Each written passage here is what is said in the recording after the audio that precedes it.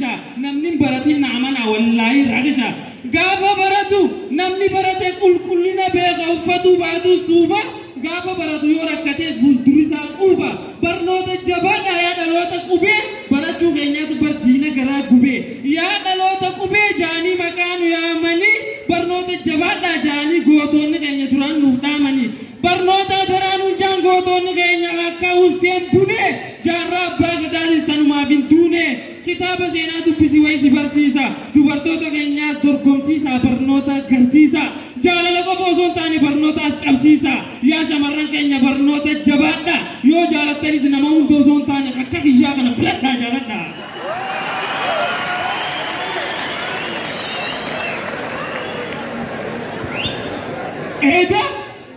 Eda rimina didee tafkii qabee yeroo waa gaafadhu dafiinaa jeesin anjette ashukkummaan jaaladhu tana jidduu akka amala isiisin harka utaalte meequba qabaadhu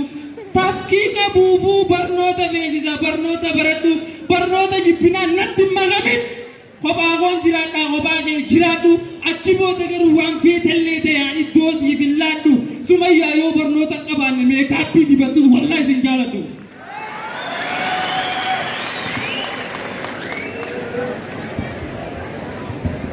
Waa'ee keenya yeroon yaadu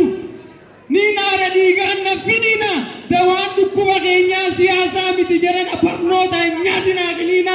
mataan na dhukkuba garaadhaan na yaasa diibabaan na qabee wauma namni akkana godhatu waan barbaadeetiin dhabe osoo dawaan jiru dhukkuba ammaa dhumna barnoota jabaa dhaaboo barnoonni humna argachuudhaaf nyaanni qofti gaamiti wanni akka boonii namni barnoota jibbu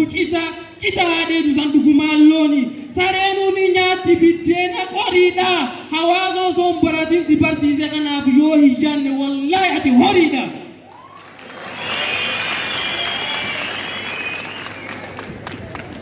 namni barate doktorummaa isaa PhD isaa shaqaatee maratee yoo ciise hanganaa baratuuf kutuma saddeetitti jaalalaan qabamee yoo barnoota dhiise dardarree ammaatis barcaa fi baajaaji isaa malee yoo barachuu dide hangummaan baratuu D4 fi F3 yoo fide haala kanaan natti himaa barnoonni bu'aa maalii qaba warri kaayyoo akkanaa qabdan soogiddaa barbareen akkatu jalqaba.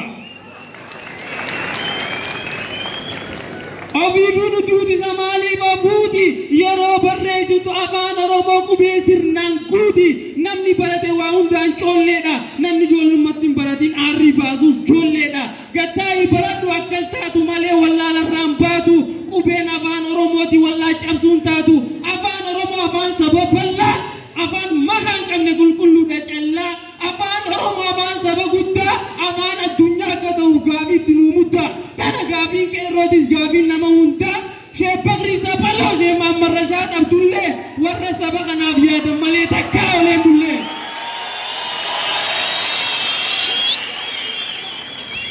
sheebbaqri sapaloo sheemaan marrashaa qabdullee warra saba kanaaf yaadan malee takkaa oleen dullee haala cimaa san keessa ta'anii nuuf gumaachan qubee sababaa qubeetiin diinni biddaan nama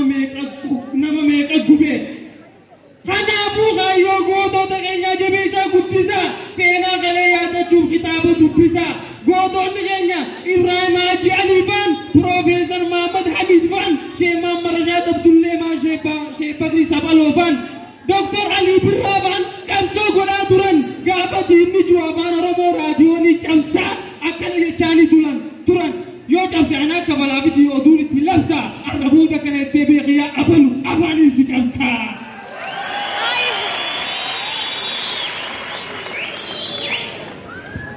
Umarratti dhaamsi iyya wal jaaladhaa dhugaa waliin dabsina obboleessa keenya jabaadhu ja'an malee hamileen cabsina rakkoo walirraa furaa waliif ta'a irkoo rabbiin wajjin nu uume nuti qaama tokko qalbiin na caqasi waliin sitti hima namaan galatoonfachuu fadhuun qaba nama keenya cimaa maaliif nama baasife naan jettanii ofiin shukkuuminaa qeequu namni galata namaan beekne kan rabbiitiis hin beeku. Kabajamoo pirezidaantii keenya obbo Toofiq Hoggansa Kolleejjii kallattii hundaan qabdee galatoomi uummata tajaajiluu hedduudha dadhabdee obbo Toofiq keenya jabaadhooti uummataaf bu'aadha namni hawaasa isaatiif hin taane huccuu uffatee deemus shakkinaa du'aadha warri seenaa galmeessu jirtan baay'ee dadhabdanii abshiin rabbi biraayis uummata biraayis galata qabdanii osoo rakkoon mataa keessa isin tumtu akamoyye bitoma warra hawaasa tajaajilu jirtan baay'ee galatooma kabajamoo pirezidaantii keenya kaayyoon keetis keenya taphachaa gammadaa suuta wajjiyyaana akkam jetta kabajamoo pirezidaantii waltaanee waliif taana yeroo takka na bira qotumee suuraa wajjin kaana.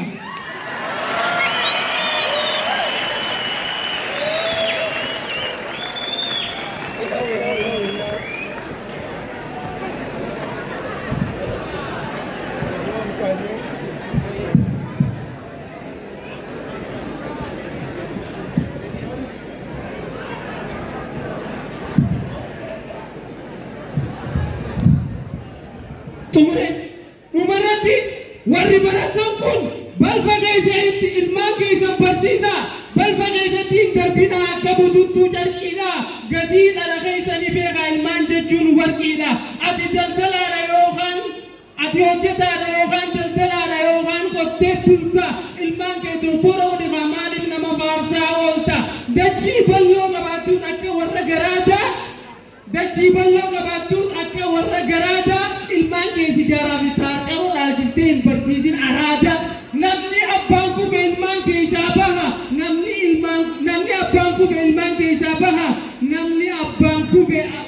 ilmaan kube abadarra qoqa isaan bahu yaa ummata keenya gowwoomuun jalana nun gahu galatooma itti dheeressi sagantaan baay'ee jiraa dhiifamu